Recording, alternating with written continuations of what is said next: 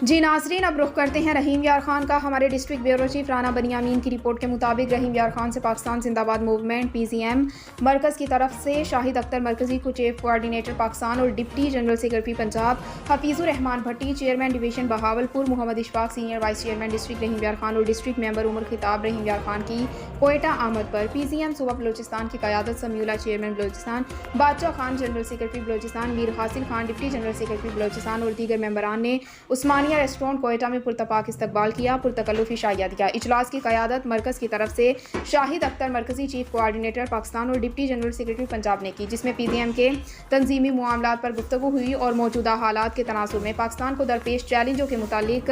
PZM کو فعال کرنے کا اعادہ کیا۔ پاک فوج کے خلاف منفی پروپیگنڈا وار افیئرز کے دفاع کے لیے سوشل میڈیا سیل مزید متحرک کرنے پر اتفاق ہوا۔ پاکستان اور افواج پاکستان کے دفاع کے لیے PZM ہر فورم پر بھرپور جواب دے گی اور اپنی سیکیورٹی فورسز کے اداروں کے ساتھ شانہ بشانہ کھڑے ہونے کا اعادہ کیا۔